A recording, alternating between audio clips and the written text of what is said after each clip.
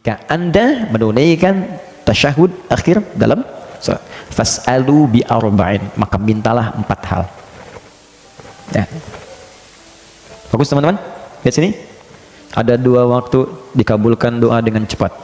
1 ini saat waktu sahar, yang kedua sesaat sebelum salat berakhir. Jika dalam posisi ini tasyahud akhir sebelum salam, kita punya kesempatan untuk meminta apa yang kita mintakan. Saya yakin kalau Anda diberikan waktu, misalnya ada waktu 1 menit, minta apa aja dikasih. Mau minta apa?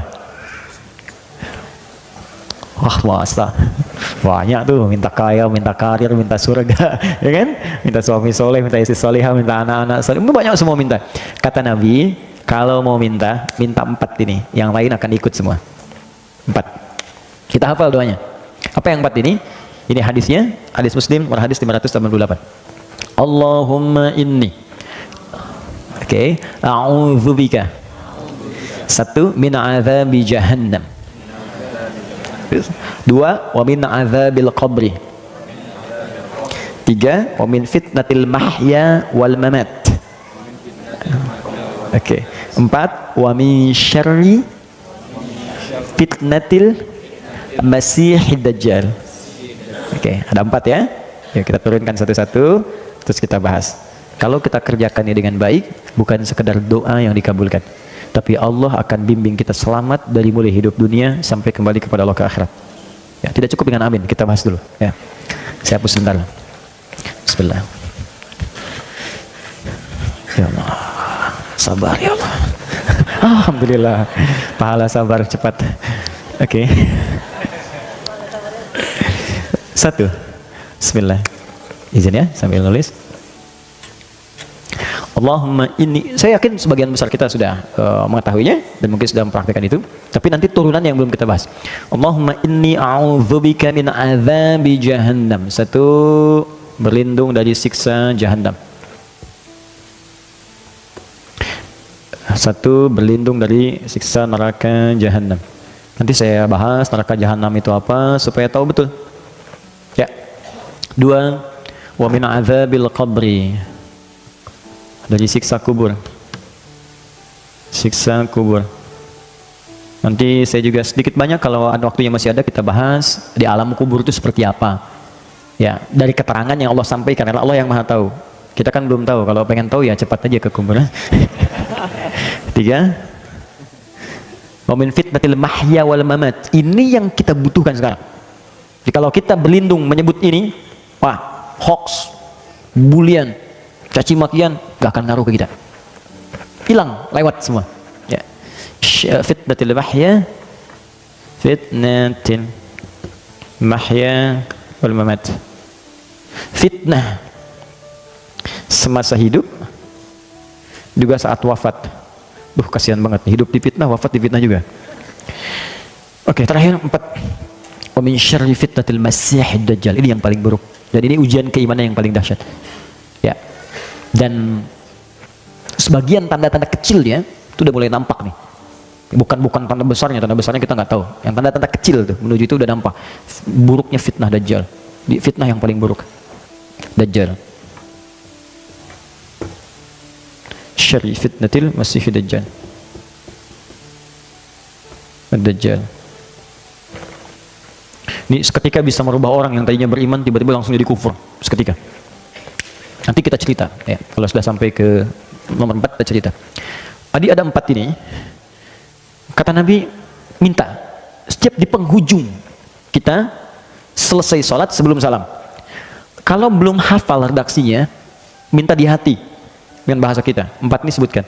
Ya Allah, aku berlindung kepadamu ya Allah dari neraka jahanam, dari siksa kubur, ya Allah dari buruknya fitnah saat hidup ataupun nanti aku kalau wafat, dan dari ya Allah buruknya fitnah dajjal.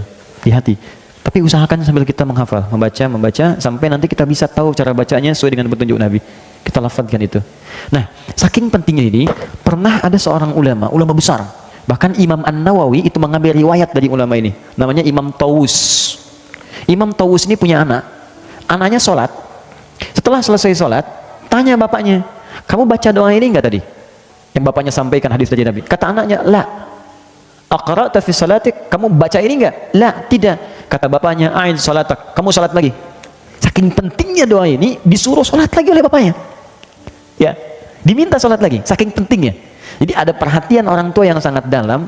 Orang tua pengen anaknya selamat dari fitnah. Orang tua pengen anaknya jadi soleh.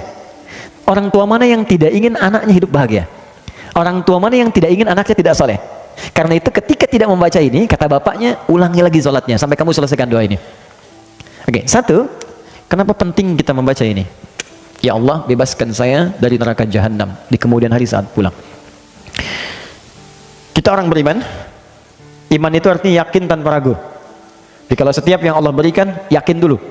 Walaupun belum paham, yakini dulu. Nanti dengan keyakinan itu, hikmah akan datang. Awas, jangan selalu mengandalkan logika ya. Karena kita ini manusia, punya keterbatasan. Di semua hal yang Allah tanamkan dalam manusia, itu punya batas. Contoh, mata punya batasan. Yang kita lihat besar sekarang, menjauh jadi kecil, bahkan hilang. Artinya, mata terbatas. Telinga punya keterbatasan. Sekian hertz dari bunyi, belum tentu bisa kita dengar. Semakin menjauh, semakin hilang bunyinya. Baik, pikiran punya keterbatasan. Yang tak masuk ke pikiran kita, nggak bisa kita cerna. Jadi kalau mata punya keterbatasan, maaf, telinga punya keterbatasan, kenapa akal tidak ingin punya batas? Pasti terbatas. Karena itu Allah berikan jalan. Iman dulu, nanti kalau sudah iman, hati dilembutkan, hikmah datang. Kalau hikmah sudah datang, akal akan mengikuti dan langsung paham seketika. Jelas? Karena itu, kalau berbicara tentang yang goib itu nggak tampak di depan kita. Kalau nggak tampak, akal nggak masuk. Karena akal itu hanya bisa kemudian memformulasikan yang tertangkap oleh indera, yang kelihatan dicerna akal, yang terdengar dicerna akal, kan? Yang terasakan dicerna akal. Ini sekarang nggak nampak, nggak terasa sekarang. Bagaimana bisa dicerna akal? Karena itu yang dituntut iman. Di antara perkara iman itu ada kehidupan setelah kematian. Kita yakin itu. Karena kita yakin, maka mesti siap-siap. Gini logikanya. Teman-teman kesini kan mesti ada persiapan. Nggak semua orang tinggal di Bintaro. Ada yang di Jakarta, saya dari Bekasi. Mustahil kesini kalau nggak ada bekal. Mesti ada kendaraan, ada bekalnya, ada macam-macam. Ini baru ke Bintaro. Sekarang kalau Anda ingin keluar kota lebih jauh lagi, antar provinsi, Anda keluar negeri butuh visa, butuh paspor. Ongkosnya tidak sedikit. Itu masih di dunia, level dunia. Sekarang Anda ingin keluar dunia, orang mau ke bulan aja bayarnya udah berapa sekarang? Itu baru nyampe bulan, Anda pengen ke surga. Firdaus lagi bersama Nabi. Ongkosnya mana? Bekalnya apa? Maka Allah turunkan amalan-amalan. Sama persis ketika itu tidak ada, maka jangan berharap Anda bisa datang ke sini. Jangan berharap Anda bisa ke bulan. Jangan berharap Anda bisa jalan, bisa haji, bisa umrah dan sebagainya. Maka kata Allah, jika orang pun pulang tak punya persiapan, dia nggak bisa ke surga. Tempatnya kemana? Hanya ada dua tempat. Satu ya neraka. Yang kedua A'raf. A'raf. Makanya ada surat Al-A'raf, surah ke-7. Intisarinya di ayat ke-45 sampai 47. Ya, Al-A'raf itu yang belum ke surga, yang tidak ke neraka. Jadi bekal ke surga belum cukup, ke neraka pun amalan nggak banyak-banyak amat dosanya gitu. Di 50-50, ini 50, ini 50. Tempatnya di sini. Dia bisa melihat semua yang di surga, tapi tak sanggup mendengar yang di neraka.